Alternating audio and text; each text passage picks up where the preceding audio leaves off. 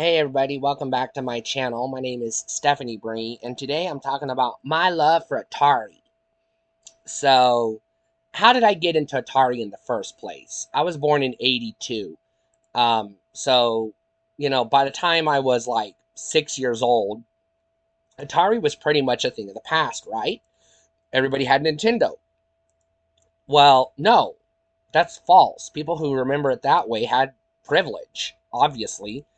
If you had a Nintendo in 1985, you were either middle class or you were rich. Everybody else had to wait a few years for the price to come down on the motherfucking thing. Um, no, the very first game console my family ever bought was a Coleco Gemini.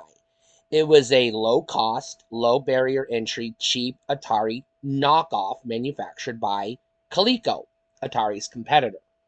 So the machine was relatively inexpensive compared to other machines at the time, but it was able to play the games that were still popular. The Atari 2600 library. Now, yeah, I was sitting at home playing Frogger and Asteroids and Combat and Adventure and Haunted House and Superman and E.T., etc., while my friends were playing Contra and Super Mario Brothers and Zelda and Metroid, etc. Um, this didn't really make me have any animosity towards them or Nintendo. It made me jealous. I was like, hey, I want an NES. But we didn't get our NES until 1988 or 89, I can't remember. And by then, it was already the Genesis was already out, the TurboGrafx 16 was already out, the Super Nintendo was already announced and was on its way. You know, the NES still had a couple more years to be mainstream, but by then it had already sold its numbers. You know, it already made its money. The games were already out there. If you look at the sales numbers from 89, 90, 91, 92, and you look at software sales, software releases those years, you will see that by the time I got an NES, it was already old hat. Now, fortunately, the NES was a fantastic machine, I'm not going to lie, and it created lifelong fans who kept their NES consoles, and some of them do to this day, and people keep going back to it. But when it was new and it was the it thing, I didn't have one. I had an old, outdated Atari. So I learned to have an appreciation for, the things I could play.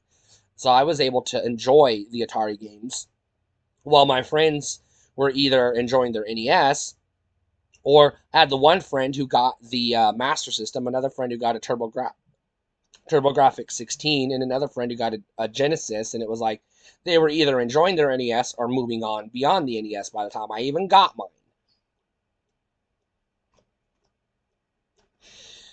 So I developed a love for Atari early on.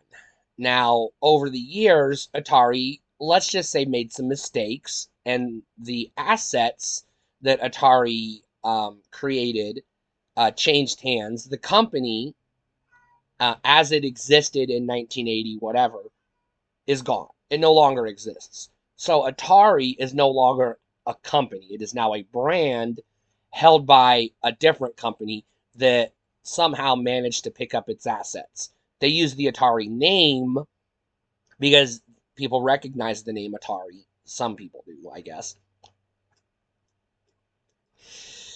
Over the years, I've gone back and explored Atari's hardware and software offerings. I had a couple of different Pong systems over the years.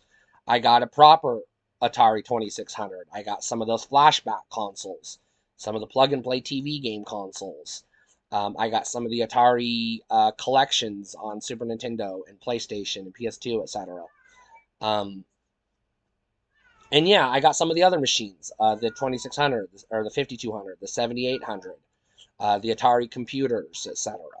And I learned that, Atari is a really neat company with some that had some really cool ideas back in the day that weren't well executed, and mismanagement cost the company its existence.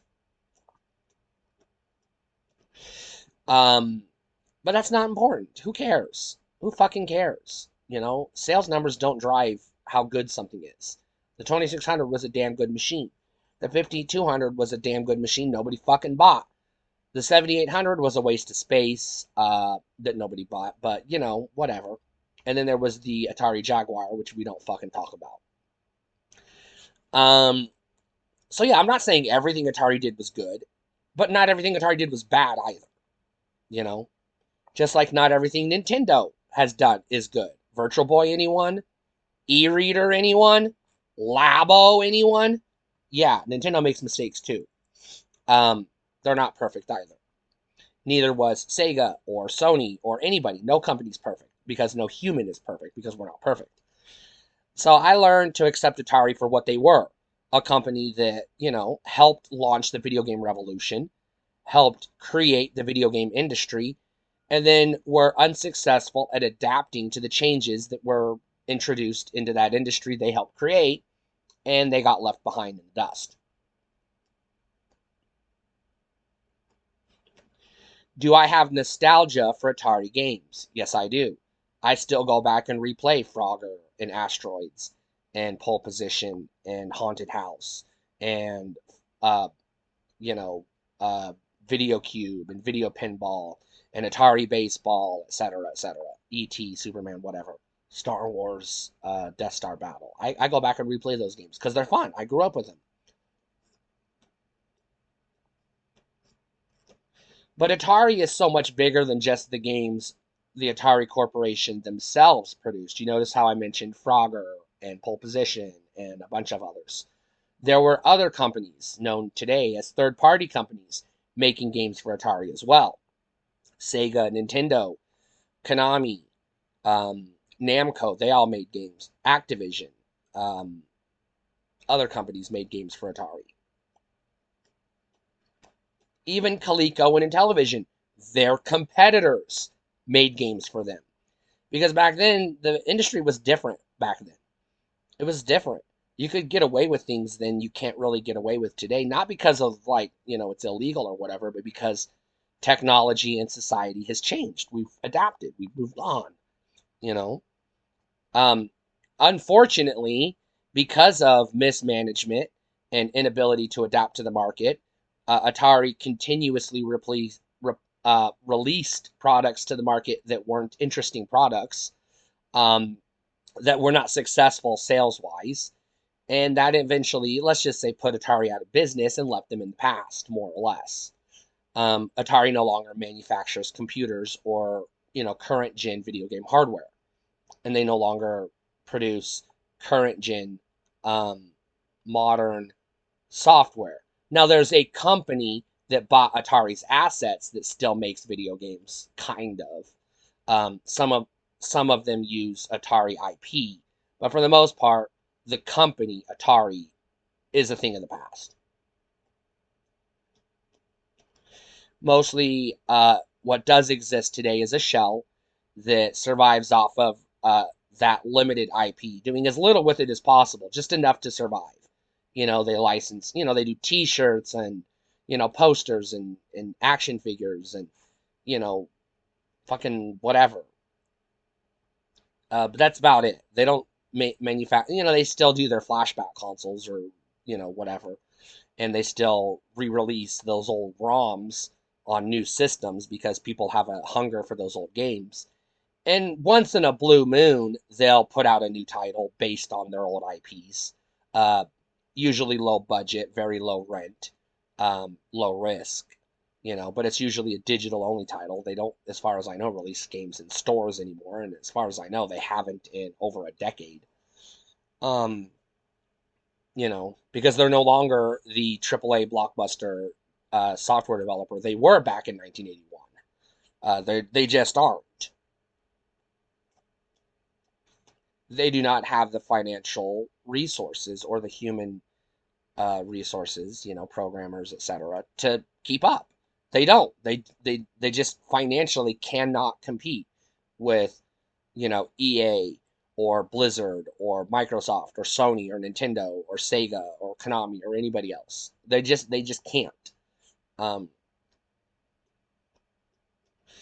so mostly what we're left with is echoes of their past. And while I'm not satisfied with that, I would love to see some of those old franchises modernized and revisited. I would love for whoever owns Atari to create new franchises and actually try to be competitive. And I would give anything for Atari to release new hardware in the market that isn't that kickstarted piece of shit that they put out there that I um, lost interest in early on. No disrespect to anyone who bought one, it just wasn't for me or pretty much anybody else because nobody bought the damn thing. At least not in enough numbers to make an impact. So yeah, I would love it. I would love it if anybody, EA, fucking, I don't know, Rockstar, anybody would make a new video game console to compete with the big three and shake things up. Anybody, fucking Sega, I don't care, fucking Apple, I don't give a fuck. I would love it if anybody would enter that space and shake things up because it's been the big three for fucking 20 plus years. Jesus Christ. Once upon a time, we had competition and innovation in the video game industry, and Atari was right there at the forefront of it. You know, so many ideas that we take for granted today originated with Atari. At the very least, show them some respect and try to appreciate their, what they did, their past, what they did, and what they tried to do, because for all intents and purposes, not literally technically accurate, they didn't invent the video game, but they did create the video game industry for all intents and purposes. They're the beginning of the video game industry. And yes, the very first video game console was a Pong. It wasn't called Pong. It was called Odyssey, but it was still a fucking Pong. So yes, Pong was the first video game console. Shut the fuck up. All right? Thank you. Show some respect.